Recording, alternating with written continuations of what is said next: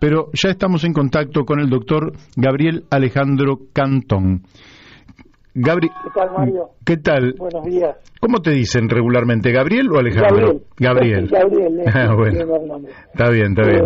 Un gusto por estar acá con vos otra vez. Nos convoca la realidad y en esta oportunidad vamos a ver cómo el sistema de justicia que nos rige actualmente genera los excesos y las inconstitucionalidades que sufrimos a diario, ¿no?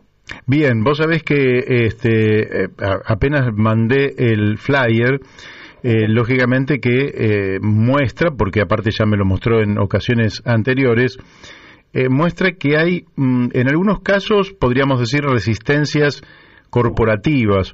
En otros casos hay resistencias que surgen de malas experiencias.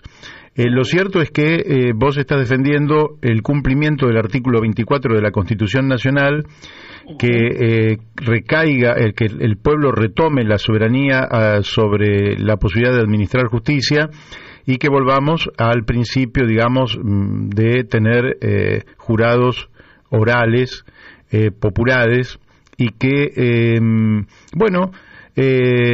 creo yo que va a ser una lucha, pero a mí lo que me sorprende, y me empiezo por esta pregunta, lo que me sorprende es que hay gente del propio sistema judicial, porque aparte lo puedo afirmar y lo puedo probar, que me hablan en contra del sistema del juicio oral por jurados, pero al mismo tiempo no plantean eliminarlo de la Constitución Nacional, y se entiende que si está en la Constitución Nacional hay que cumplirlo. ¿Cómo lo explicás? ¿Cómo explicás esta contradicción?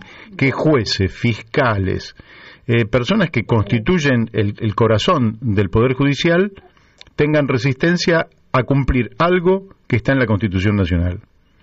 Bueno, es muy sencillo, Mario. Hay dos formas de explicárselo, ¿no es cierto? La gente le toma el pulso a la Administración de Justicia y está viendo claramente que no tenemos un Poder Judicial dependiente. Hoy se habla, cuando se habla de los ministros de la Corte, si tienen tal o cual pertenencia política, si es designado por tal o cual grupo político, opositor o oficialismo, cuando eso no debiera pasar, ¿no? Porque claro, son producto de una cultura que han venido ejerciendo las facultades de condena. Las facultades de condena son lo que le dan el poder para negociar con ese poder político las decisiones que luego venden, ¿no es cierto? Que es precisamente lo que hace que el Poder Judicial no sea todo lo independiente que debiera ser. Pero en respuesta en la previa a muchas de las inquietudes que tiene la ciudadanía respecto del juicio oral por jurados, entiendo yo que cierto sector jurisprudencial y doctrinario, propio más de la especialidad nuestra como profesionales, no tanto del sentir común y popular, porque todo el mundo quiere tomar esa responsabilidad, el común de la gente, pero hay reticencia en lo que hace a las cuestiones técnicas. Yo no quiero ser técnico en este aspecto porque la gente que escucha tiene que entender que esto es un derecho que tienen, pero además una responsabilidad que marcaría el ejercicio soberano de su condición de ciudadano libre, ¿correcto? Eso, y junto al voto directo, que para elegir los diputados y senadores no podemos elegir, estamos hablando de una participación decisiva del pueblo argentino en la vida institucional del país. Pero claro, contestando puntualmente las reticencias que existen a que el jurado sea la única fuente de administración de justicia vigente, entiendo que el juicio oral por jurados requiere de un acompañamiento, de una legislación que tiene que provenir del Congreso de la Nación, el cual garantice la transparencia de la elección de los miembros del jurado, una condición mínima para integrarlos, de cierta formación mínima, digamos, intelectual, y además tener un correcto perfil financiero, una serie de circunstancias que darían garantía a ese órgano, ¿no es cierto? Pero bueno, no puede pensarse un sistema de justicia como el que está, que concentra las decisiones, las funciones judiciales en una persona. Lo ha hecho el juez durante siglos, durante décadas, de lo que llevamos nosotros de experiencia democrática, ¿no? Como un país que tiene en vigor una constitución que piensa exactamente diferente, exactamente lo contrario de lo que está hoy en vigor. Entonces, el planteo que a nosotros nos interesa hoy poner en discusión, en el tapete de la discusión, es un ejemplo práctico que a nosotros nos ha llegado al estudio para representar a una oficial de policía que ha debido soportar violencia de género por un compañero con el que se ha relacionado en el pasado. Un año de violencia de género que a ella la atravesó toda su vida, tiene nada más que 23 años de edad, ¿no es cierto?, 5 años aproximadamente de experiencia en la policía, y ya en esos tan cortos años de experiencia ha debido pasar por la injusticia que representa este sistema de justicia. ¿Por qué lo digo? Porque en el caso, ella formula la denuncia por violencia después de debatirse consigo misma,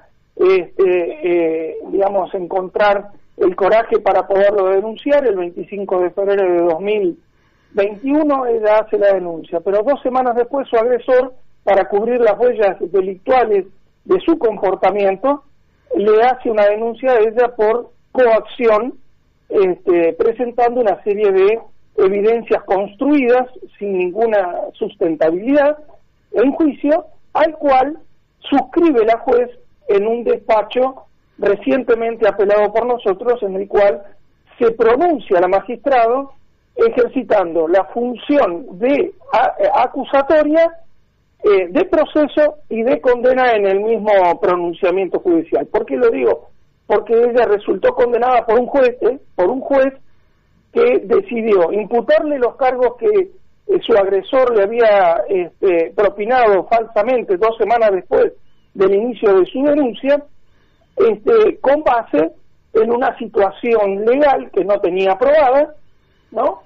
Ha sustanciado la investigación del proceso que debió haberlo hecho un fiscal, ¿no?, por el artículo 120, que está vigente a partir de la reforma del 94, y además considera que el caso lo tiene probado, y por lo cual manda recién en esta instancia, después de haberse sustanciado declaraciones testimoniales, haber evitado incorporar los antecedentes del agresor de mi cliente al expediente, ¿no es cierto?, haber sustanciado solo la prueba que le convenía a su señoría tener a la vista para poder llegar a ese arbitrario fallo, ¿no? Y como si ella tuviera la decisión sobre las funciones judiciales, dicta este fallo, y solo porque ahora le conviene, le da intervención al Ministerio Público Fiscal para que a partir de ahora, después de haber violado todos los derechos y garantías habidos y por haber de mi cliente, decide regularizar la tramitación del proceso con la intervención del fiscal. Todo esto es producto de lo que venimos siempre pregonando, Mario. Es problema de que en la Constitución Nacional las 3 funciones judiciales están en cabeza de 3 órganos distintos e independientes respecto de su funcionalidad. Nosotros no hemos podido tener jamás eso, y es la razón por la que muchas veces hay reticencia de aceptar el funcionamiento del jurado. Claro. Sí, es decir, en el caso que vos estás describiendo, la jueza tomó para sí todas las facultades, es decir, da la impresión de un procedimiento medieval lo que vos estás describiendo. Exactamente, es como yo describo este sistema de justicia inquisitivo acusatorio ahora es acusatorio a partir del 94, que se incorporó la figura del Ministerio Público Fiscal en el artículo 120, es acusatorio. El principio acusatorio indica que la investigación criminal preparatoria la tiene que desarrollar un fiscal, no un juez, como ha ocurrido en este caso que nosotros estamos apelando, ¿no?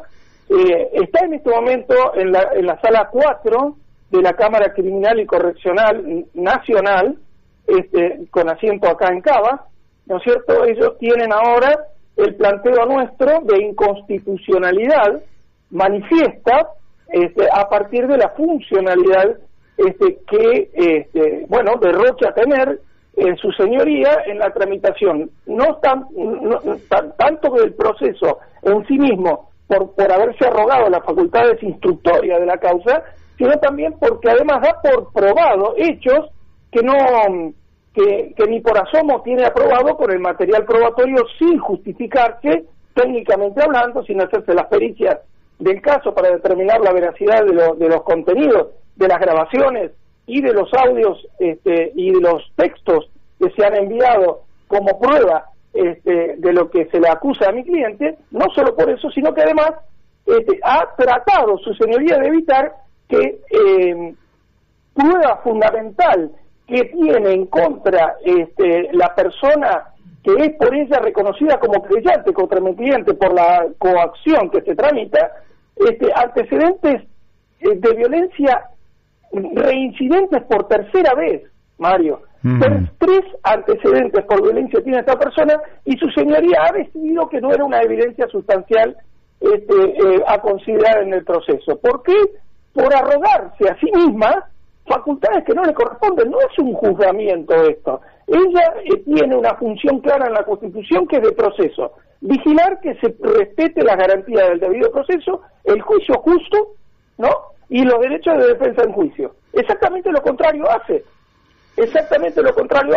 No considera evidencia fundamental, porque si no le sería imposible llegar a esas conclusiones, y además no produce la prueba que mi cliente sustancia, ofrece en el ejercicio de su legítima defensa. Con lo cual, además de todo esto que te digo, se da el lujo de decir que el hecho está aprobado. Pero eso es materia de los jueces de juicio, quienes son los que van a determinar según este inconstitucional sistema, ¿no? Debiera ser un jurado. Pero bueno, los jueces de juicio son los que debieran determinar si el hecho está aprobado o no su señoría en esta instancia, hasta luego, que ni siquiera hemos desarrollado el proceso con las garantías constitucionales del caso. ¿Y ahora qué expectativa tenés respecto de la Cámara? Tengo muy buenas expectativas porque conozco a los magistrados, he hecho un análisis muy profundo de sus criterios con los que ellos se han manejado en su historia, y por lo cual, si bien no es del todo, propenso a aceptar la postura extrema que nosotros tenemos, porque si bien yo quisiera agregar lo siguiente, que respecto de la función acusatoria del fiscal no hay división en la doctrina y la jurisprudencia, pero sí la hay respecto de la función de condena, ¿no? Extrañamente, porque se dice que la Constitución es contradictoria en este punto, cuando en realidad no lo es. Pero bueno, nosotros le hemos dejado un buen argumento a los señores jueces de Cámara que van a trabajar sobre la atención de este punto, en lo que entiendo que en principio vamos a conseguir buena recepción respecto de la nulidad del procedimiento, por cuanto la misma se ha llevado a cabo con clara violación del principio acusatorio, ¿no? Porque claro, la instrucción hasta ahora ha estado en manos de la juez en lugar de estar en manos del Ministerio Público Fiscal, lo cual ya no más con eso debiera ya dictarse la nulidad de todo lo actuado. Pero respecto de la facultad de condena, entiendo que la explicación que nosotros damos y que acá en tu programa hemos defendido tantas veces, debiera ser clara también para los magistrados, por cuanto aquí nosotros hacemos hincapié, ¿no es cierto?, en que los institutos no son para discutirse por la justicia, los institutos son mandatos constitucionales que el Congreso debió haber cumplido hace tiempo, y que sería bueno empezar a dar con este caso señales correctas a la política para que la política sepa que no puede seguir ignorando la Constitución. Correcto. Si el fallo resultara, primero, ¿para cuándo esperás el fallo? Y yo calculo que por lo menos entre 15 y 20 días la Cámara va a tener va a hacer ejercicio del plazo legal que tiene para resolver, así que no lo espero antes de 15 días. Pero si llegara antes y pudiera acoger los términos en los que nosotros expresamos que la Constitución está narrada y que se debiera interpretar por la política, lo que no hemos podido conseguir los argentinos jamás desde hace 168 años que tiene la antigüedad de la Constitución, que lo han escuchado decir en otros programas, pero si me acompaña esta Cámara con esta conformación, con el voto unánime, entiendo yo que habría elementos en la fundamentación del recurso suficiente para que así fuera, sería una excelente señal para que a futuro empecemos a ir corrigiendo jurisprudencialmente lo que vemos que en las leyes no está acogiéndose los principios constitucionales básicos previstos para el sistema de justicia, ¿no? Correcto. Ahora en la hipótesis de que efectivamente aquí se hubieran violado el procedimiento correcto y por tanto eso entrara en la categoría de inconstitucional,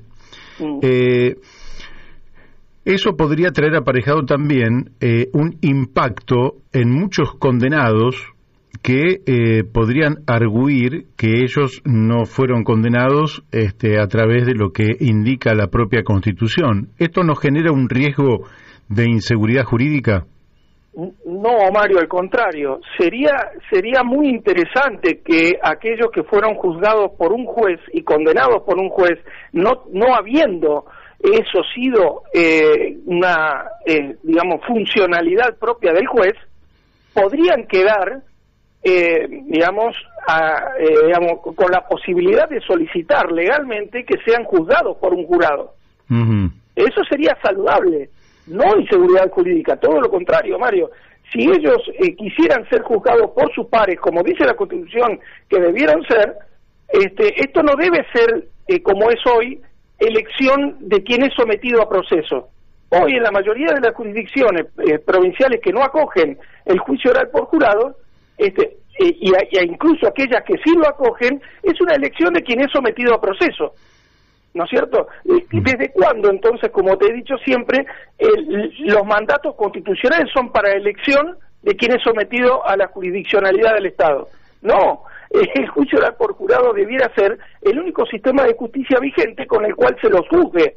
Así que si pretendieran aquellos que fueron condenados por quienes no debieron ser condenados ser sometidos a juicio oral, bueno, deberían permitírselo porque tienen el derecho de ser tratados con las garantías constitucionales previstas en la Constitución. O sea que no veo ninguna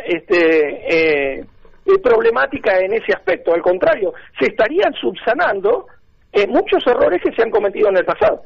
Acepto tu tesis desde lo jurídico. Ahora yo te lo digo desde el hombre de calle.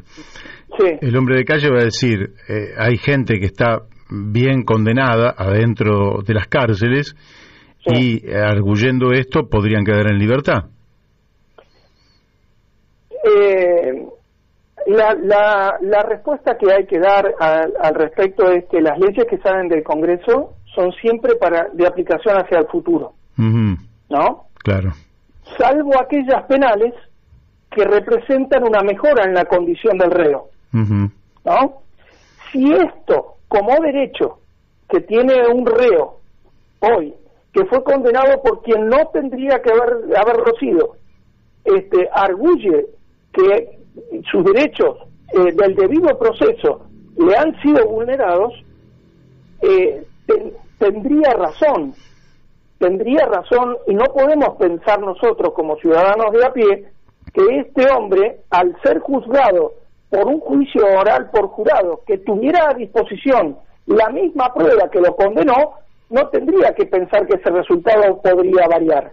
Acá lo importante es que, contestando un poco también en la previa lo que te acercaban a tu estudio, es lo siguiente. Se debe poder confiar en el criterio de un jurado ¿Por qué? Porque ese jurado tiene que ser acompañado por una correcta investigación preliminar preparatoria, profesional, multidisciplinaria, como es correcto que ocurra en los que ocurre en los países desarrollados, ¿no? Y además contar con toda la evidencia que se le presente de un modo sencillo y de fácil acceso para que aquel que no tiene la preparación profesional erudita en Derecho o en cualquiera de las especialidades forenses que trabajan un caso, se la pueda hacer entender el valor probatorio de cada evidencia que se le presenta a consideración, ¿no? Con lo cual, entiendo yo que juzgando que la integración de un jurado es con un conocimiento mínimo de preparación y con una correcta antecedente financiero, ya estaríamos nosotros limando, teniendo una persona debidamente capacitada en lo mínimo para poder ejercitar el sentido común, que es lo que utiliza en su mayoría para evaluar la evidencia que se presenta a un jurado.